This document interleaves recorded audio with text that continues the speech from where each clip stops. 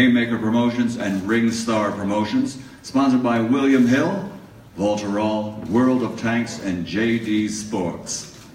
A big night indeed with an action-packed undercard, and here to tell you more about it from Sky Boxing is Mr. Adam Smith. Thank you, Michael. Always a pleasure to have you in town. What a fantastic fight ahead on Saturday night. 14 months on. Repeat or revenge. We had to see it, didn't it? One of the best rematches in recent times as Tony Bellew and David Haye go head to head. No one can pick a winner. Can you guys pick a winner? Because I can't. Let's bring in, first of all, the promoter of Tony Bellew, Eddie Hearn. Thank you, Adam. And as you saw previously, a brilliant night of boxing here at the O2 on Saturday night, live on Sky Sports Box Office. An incredible undercard, but of course everybody is talking about this main event. Originally scheduled for last September. I remember when David Haye came to me and told me about the injury and having to call Tony Bellew after. It was horrible times for both guys, particularly for the one we were concerned about, Tony Bellew. Thought long and hard about what to do, but this fight had to be made. The score had to be settled. The world wanted to see this rematch. Tony Bellew wanted to put the record straight that he wins no matter what happens on Saturday night. And I think this has become a real 50-50 intriguing matchup. Before, no one really gave Tony Bellew the credit that he deserved going into the first fight. He was a huge underdog. Now the bookies can't split them. You know, you have a former unified cruiserweight world champion, former world heavyweight champion against the WBC cruiserweight champion in Tony Bellew. And I'm not sure I've been more confident going into a 50-50 fight before. Tony Bellew's in great shape. He's improving all the time under David Caldwell. And we fully expect a victory on Saturday night. And it's been a wonderful career that David Haye has had, but I believe it comes to an end on Saturday night at the O2 Arena. And I believe that Tony Bellew will go on and get the credit that he deserves as one of Britain's great fighters. It's a brilliant fight. It's what boxing's all about. No one can pick a winner, but I can. And that's our boy Tony Bellew. I believe 100% he's winning on Saturday night. But tune in. It's going to be absolutely electric in the O2. It always is. A wonderful venue. And this is a fight that means a lot for both guys. Careers on the line, legacies on the line. Potentially the last time you could see either guy in the ring. And don't miss an incredible night of boxing on Saturday night. Certainly agree. It's going to be electric in that O2 on Saturday night. Don't miss it. It's also a pleasure to have another great promoter over here with us from the States. Great to see you, Richard Schaefer from Team Haye. Thank you, Adam. And I agree with you, Eddie, 50-50 fight. I can pick a winner as well, and he's right here next to me. David Haye. I think, you know, some fights are made for money. Some fights are made for world titles. And some fights are made for pride. And this is one of those for pride. And somehow, us as fight fans, we always in for a special treat when we see one of those fights which are made for pride. Both guys want to win. Both guys are in great shape. I can't wait for the first bell to ring. And I know who is going to come out with as the winner. And that's right here, former world champion David Haye.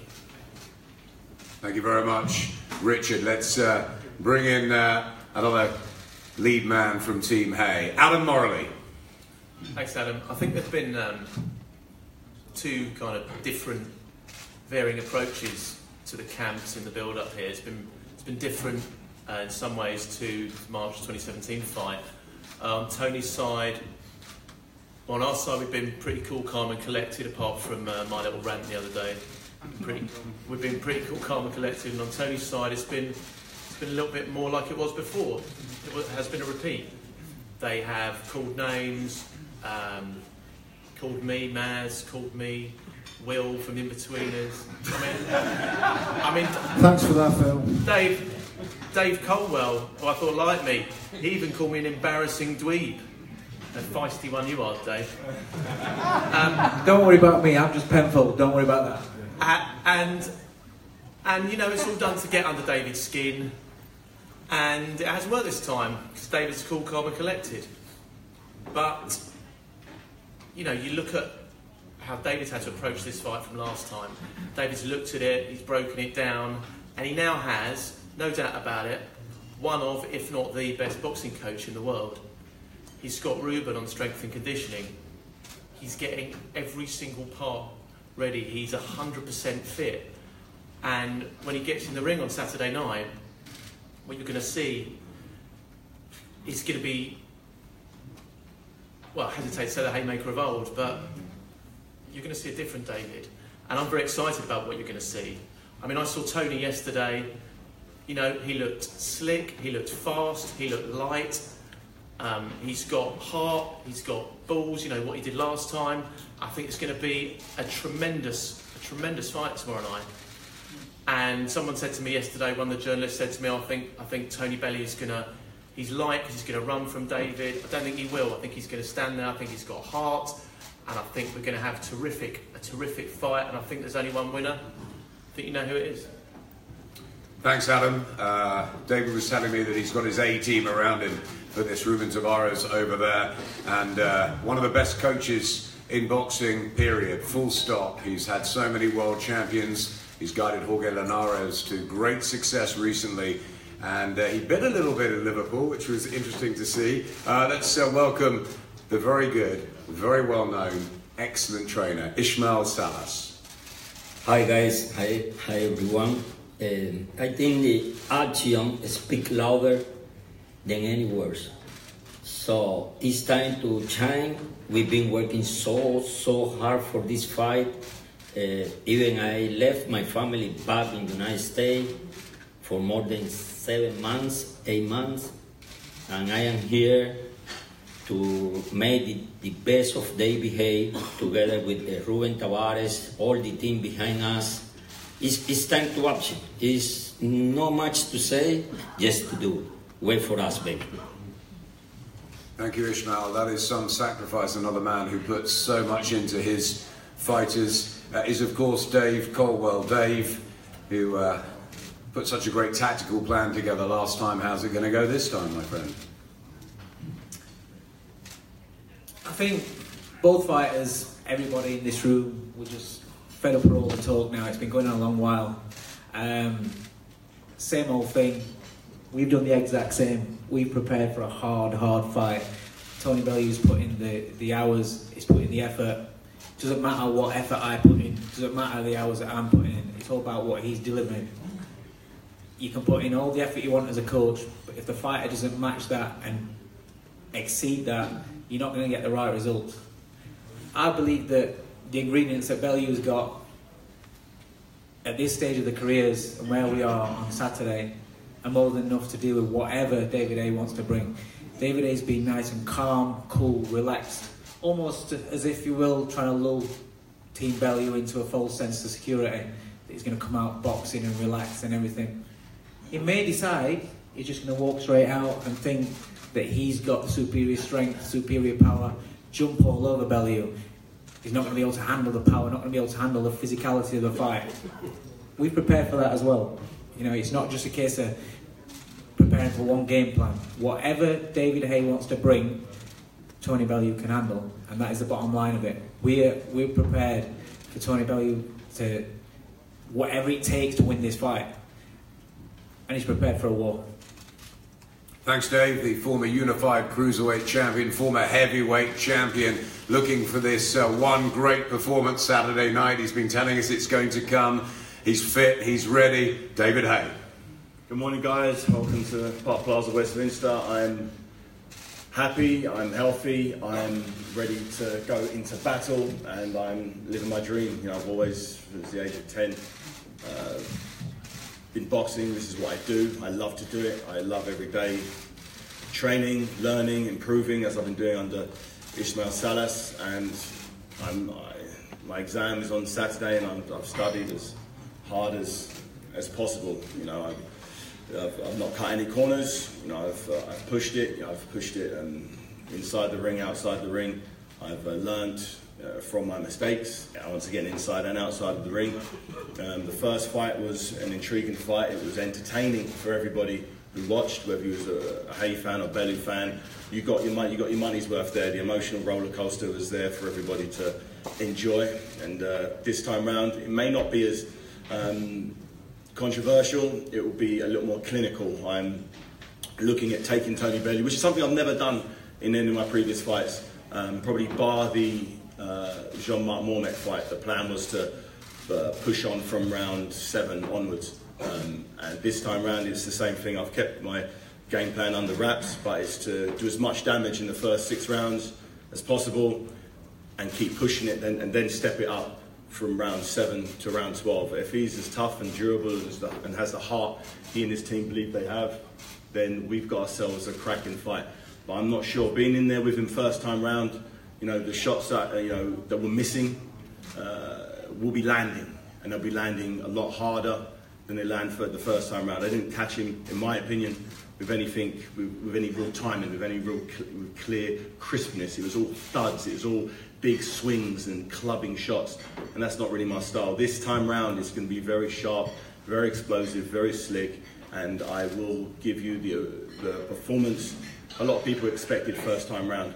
You know, so make sure you strap up. I don't believe the fight will go early. I don't believe it. Ismail Salas says the first 6 rounds about chopping him down, breaking him up, and from round 7 let's see what's left in front of me, because that's when I'm ready to really put my foot on the gas and really start pushing through those the second half of the fight. But I'm ready for 12 hard rounds, and I believe Dave Colbo is a very good coach. You know, I've worked with Dave Colbo in the past. He'll have a great strategy like he had for the first fight. You know, he was spot on for the first fight, and we'll see.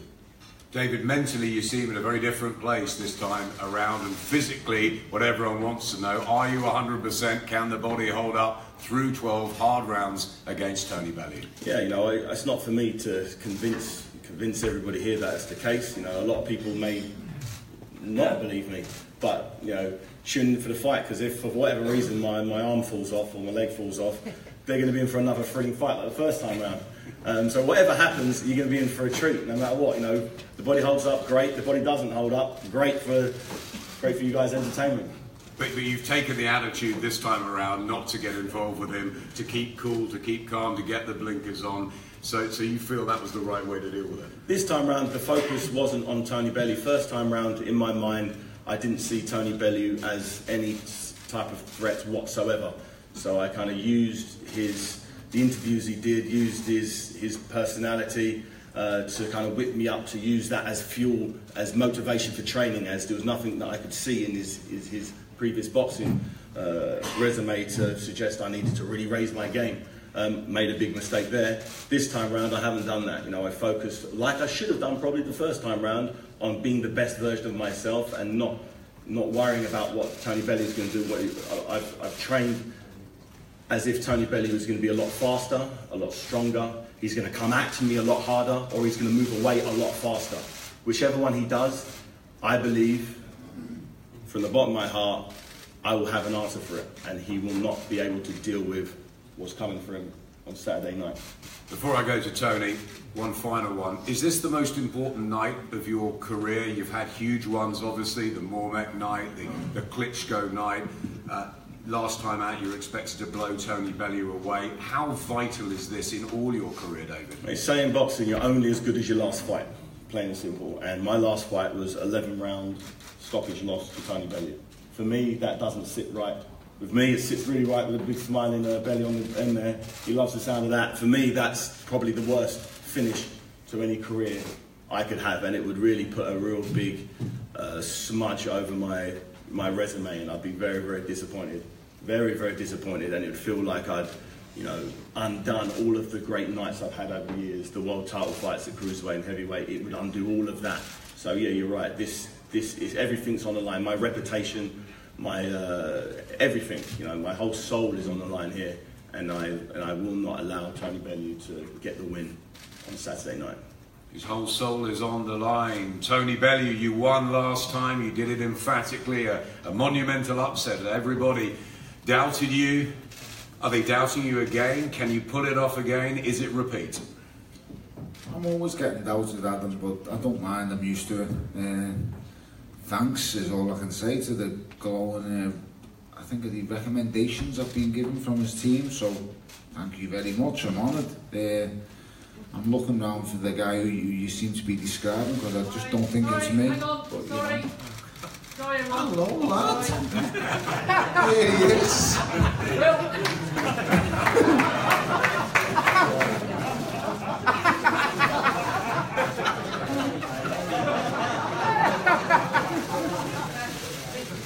Hello, lad. Pick on someone your own size. He's a little fella. I don't want no trouble with you. Bit of respect, right? Okie doke, son. If you want to pick on someone your own size, by all means stand up. Mate, you look too big for me, mate. You take that wig somewhere else, lad. Jesus Christ. Good lad. Right, that's the luck. Sorry, Will, I'll see you later. Thanks for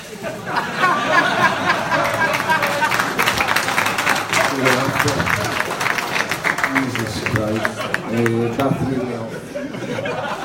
I don't really know what much else to say. Case wanker. Jesus Christ. I don't know how many tickets you gave him, Dave, but fucking hell, was a good one. You know what? You can't write it, can you? I'm just looking forward to Saturday night. I don't know, I'm thinking about different things going through my mind, and I'm always the underdog, yes. I'm going in with a dangerous fighter, yes. It's all the things that there was on March the 4th, they all still stand. They really do. So let's just get to Saturday, see how it goes. I've prepared as best I possibly can. I'm in great shape, and I just want to fight. That's the only thing I'm good at. That's the only thing I know. I just want to have a fight. He looks great, like he did last time. His team sound very confident, like they did last time. A few new faces, unlike last time. So let's just see. The talking or me talking nonsense and gibberish, it's not going to do anything else, you know. Let's just see. I'm at the moment where I don't really like the look of him. I just want to punch him. So, you know, and I'm pretty sure he feels the same. I know he likes to tell you, Tony's nice smiling face, mate, he'd love nothing more to knock every single tooth out my mouth. Don't be fooled. I understand exactly what's in front of me. I understand what he wants to do to me. The mask comes off on Saturday and the gloves go on and we fight, mate. And this is a fight to the finish, believe you me. This time, it's a fight to the finish. You make it. I've always made it, mate. But then they got a great night. Never found wanting, never ran, never will. Okay, let's go. We are going to go, believe you me. We are going to go. And you're going to have to do things that you don't really want to do. I promise you, I swear to you, you're going to have to go them places. You are going to find out. When you look at me, mate, you don't look at someone who's mentally weak. You look at someone who's far mentally stronger than you, someone who can push more buttons than you, and someone who will do anything to win. Saturday night, you will find out. I can't wait. Cannot wait. Brilliant. Sure you can't. Fantastic. I'm sure you can't. And it doesn't detract anything from your great, fantastic legacy you've left, so don't worry about that. We're all going to remember you for your fantastic special nights. But Saturday night, like Saturday is night, not going to be one of them. It will be. It's not. If you remember, just like the first time, we all sat here, all this press, all these guys, they all laughed at me last time. There'll be no rematch this time, David. You just close the curtain on you, that's all we do. That's what's going to happen on Saturday night. Like before the first fight, it was all laughing, joking, Tony doesn't stand a chance. I'm going to pulverise you in 2 rounds. Unbelievable. I mean, Dave has even gone from the t-shirt carrying sweat bucket man to now he's gone to great coach. A good coach. You said great. That was a good. You said great, I'll listen to the words. But, good or great? I love it. Great, he's a great coach. Good coach. So, you know, But no t-shirts. How can you go from t-shirt carrier to, well, okay, let's just take because he trained you to beat me. No. He upgraded my eyes. He went from that to beating me. Because he trained you to beat me. Do you not understand? No, do you not understand? He earned the credit for you. People to so get my respect. So before our fight, he was just a t-shirt. I hadn't seen anything prior to you beating me that made me say yes. Not a world he's a good or great. Not trained a world champion. No, a British. He hadn't just trained a British combat European world champion. Does that not matter? No. No. What matters is you end on Saturday night. Yes. What matters is I've got a good coach as well. Yes. And what matters is Will McKenzie's briefcase looks absolutely fucking fantastic. Tony, you obviously there was huge needle before the last fight, real tension all the way up to the actual event, and after the finish, you went and hugged him. You went and gave him respect. I showed respect, Adam, purely for the fact of what he'd done for me. Is that still here? That respect? I've gave him it back. I gave him it back by giving him this fight. I didn't have to do this fight. Everyone don't forget that I had other options. I didn't have to give David Haye a rematch. David Haye was that smarmy and arrogant and cocky that he didn't even put a rematch clause in the contract. No one does that. At this kind of level, you ask Eddie, no matter how confident he is of his man winning, in every fight he goes into, anything past it, I would say a domestic title fight, you would enter a rematch clause on behalf of your fighter. Is that general practice, or is it not? If you're a good promoter. So, but is there any possible way you would not put a rematch clause in? So, like David said, not even in his wildest dreams would you imagine making a fight of the magnitude that it was last time. And bear in mind, David said it was a big fight. So why wouldn't you put a rematch? Because he was that arrogant and that just egotistical. He thought he just had to turn up. That's all he thought. David just thought he had to turn up. He probably thought a fart would have knocked me out if it came from him. That's how little he thought of me. And he made a grave mistake, because now he's dancing to a different tune. And it ain't fucking Luther Vandross. It's something totally different. He's going to be dancing to Z cars on the way to the ring. You're going to listen to me walking this time. And you're going to wait a little bit. Like I had to dance my fat ass off last time, you're going to wait this time. And I'm going to enjoy it. For the first time in your whole life, your whole career, it's all on the line. I've done this 5 or 6 times. 5 or 6 times I've done it. I've been where you are. I just didn't have the lovely revenge cap or the nice white jumpers to make you look a bit bigger. And I definitely didn't have Will McKenzie on my team either. But we just get to Saturday night. Adam, what more do you want me to say? I think I'm just looking forward to Saturday. And it doesn't matter what we say or what we do. No one cares what happens today. No one cares what gets said today. All as it comes down to is Saturday night. That's all that it is. We're just Saturday night entertainment. That's all we are. I know exactly where I am in this, where this whole circus lies. Saturday night, I punch you in the face with everything I've got, and we will go from there. Tony, one last one. David says that he's going to take it slow. He's going to get through the first 6 rounds and then step it up. David's so never done that in his whole life, Adam. David has never shown he's a 12-round fighter who gets strong in his whole life. So, although I know it's the best version ever of him, he's never shown that. So, boxing is a sport where fighters do not get better as they get older. It's happened on literally, you know what, in all honesty, it's never happened. It's never happened. You can give me examples. People might say George Foreman, Bernard Hopkins, no, because it always ends badly. You seem to have got better as you got older. Nope. Nope. I can't do what I can do. I'm 35. What age was you when you won a world title? I'm 35. I can't do what I could do when I was 25. How old was you when you won a world title? 33. Okay, and you failed up. I'm 35 now. Failed up until that point, so you got better as into your 30s. Well, you try and make 12 stone 7, see how you do. You got better as you got older. I moved weights. When you're 32. No, I moved weights. That's what happened there, David. You got older as well. Are you, David? Are you telling me you're the same man who faced Jean-Marc Mormet? No. Well, of course you're not, because it's impossible. No, I'm not the same man I was that I faced Alonga Makabu. Actually, got better as you got older. I got clever as I got older. I didn't get better. Clever, better. The way you look at it. More experienced, more teak tough. So at 90 years old, David, I'm going to be the best fighter I could possibly be, because I'll have so much knowledge that, Einstein, it's ridiculous, David. I'd agree to disagree with you on this one then. I'm sure you would, mate. You would agree to disagree. That's all you ever do, mate. You can't hold a conversation with me. Once again, mate, them acting lessons are definitely not working. You need to work on the craft. If you want to be an actor, you need to work on the craft. I mean, that's the worst fake laugh. You hurt my feelings there, Tone. You really hurt me, yeah? I don't need to hurt you, mate. I'm going to do that Saturday night. I'm going to do that Saturday night. Like last time, innit, mate? Really getting to me here, Tone. I don't need to. I'm going to get to you Saturday night. Like I've been got to here, Tone. Why? Because you're so much more mentally strong than I am. I'm not. You are. Just another fighter, mate. Just a fact. Just stating facts. That's all you do, I know. It's not a fact, mate.